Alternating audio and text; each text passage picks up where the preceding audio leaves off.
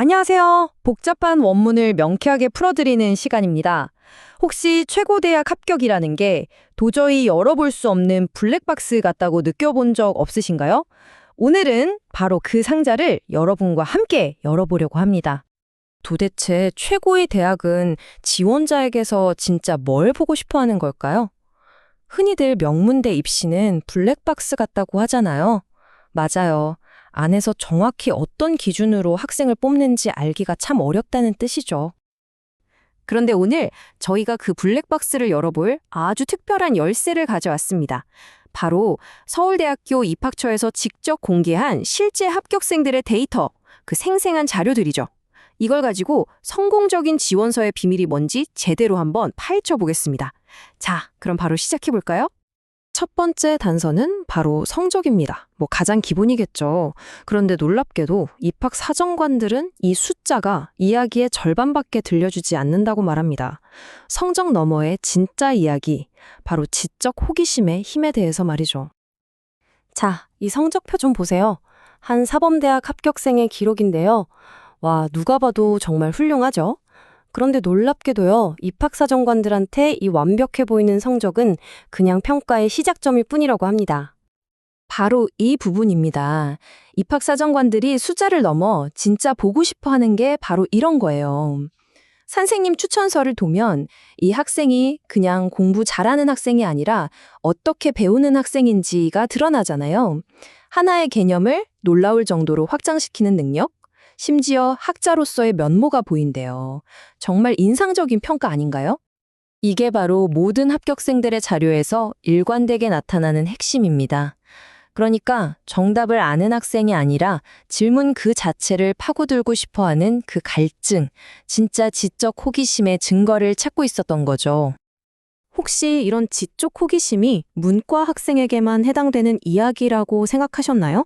절대 아니죠. 이 공대 합격생의 사례를 좀 보세요. 고난도 수학 문제를 간결한 통찰력으로 돌파하고 심지어 동료들에게는 최고의 멘토가 되어준대요. 결국 중요한 건 최종 점수가 아니라 문제를 어떻게 파고들고 해결해 나가는지 바로 그 과정 자체인 겁니다.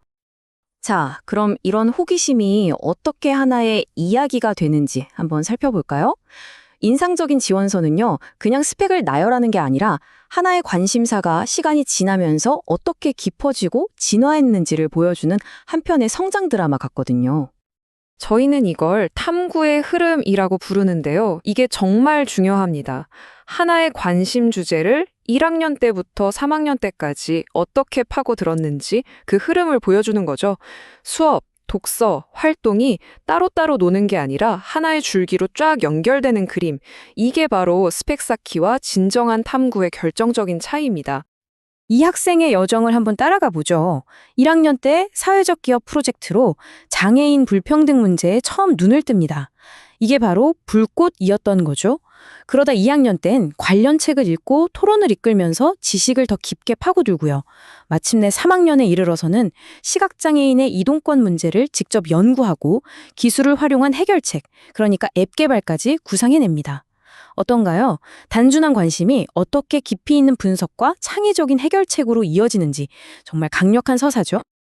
그러니까 핵심은요, 나는 이런 활동을 했다는 식의 체크리스트를 보여주는 게 아니라는 겁니다. 여러분의 호기심이 어떻게 꼬리에 꼬리를 물고 이어졌는지 그 지적인 여정 자체를 설득력 있게 보여주는 게 훨씬 더 중요합니다. 하지만 여기서 끝이 아닙니다. 진짜 강력한 지원서는 한 단계 더 나아가죠. 머릿속에만 있던 지식을 꺼내서 세상에 실질적인 영향을 만들어내는 모습을 보여주거든요. 배움을 공동체 안에서 행동으로 옮기는 거죠. 완전히 다른 분야의 두 학생을 한번 비교해 볼까요? 한 명은 교육학, 다른 한 명은 역사학 지원자입니다. 한 명은 학교의 분리배출 문제를, 다른 한 명은 제주 4.3 사건의 역사 왜곡 문제를 파고들었어요. 전혀 달라 보이지만 공통점이 있습니다. 바로 둘 다 자신의 학문적 관심을 공동체를 위한 행동으로 옮겼다는 점입니다. 그리고 이런 행동은 종종 깊은 성찰과 공감에서 시작되더라고요. 교내 장애인 접근성 개선 캠페인을 벌인 한 학생은 이렇게 썼습니다. 부당한 불편을 겪는 이웃에 대한 당연한 관심인데도 시혜적인 성격을 띈다는 것이 부끄러웠고 무지하고 오만했던 시각을 탈피하게 되었다. 활동을 통해 세상을 바꿨을 뿐만 아니라 자기 자신도 성장한 거죠. 자, 이 모든 사례들을 통해 우리는 이제 가장 중요한 결론에 도달하게 됩니다. 그렇다면 성공적인 지원서의 궁극적인 비밀은 과연 뭘까요? 바로 당신의 진정한 이야기는 무엇인가 하는 질문입니다. 자, 지금까지 본 사례들을 관통하는 공통점 혹시 찾으셨나요? 사실 대단한 합격 비법 같은 건 없었습니다. 대신 이 세 가지 원칙이 진정성 있게 녹아있는 지원서가 눈에 띄었죠. 바로 지적인 깊이, 일관된 서사, 그리고 실질적인 영향력입니다. 결국 제일 중요한 건 나라는 사람이 어떤 비전을 가졌는지 보여주는 겁니다. 예를 들어 이 역사학부 지원자는 자신의 꿈을 이렇게 표현해요. 인본주의에 입각하여 역사적으로 핍박받고 소외된 이들을 하나의 인격체로서 복원하는 역사가. 정말 멋진 포부 아닌가요?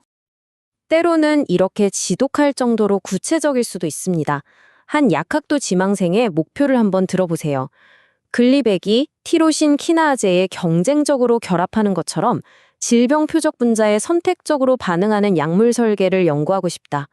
와, 이건 정말 진심이라는 게 느껴지지 않으세요? 얼마나 깊이 파고들었는지가 그대로 드러납니다. 꼭 이렇게 전문적이어야만 하는 건 아니에요. 이 교육학과 지원자처럼 활동을 통해 얻은 깨달음이 핵심 가치가 될 수도 있죠.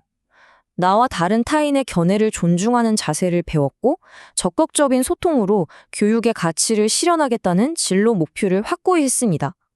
이 학생이 앞으로 어떤 교육자가 될지 눈에 선하게 그려지는 대목입니다.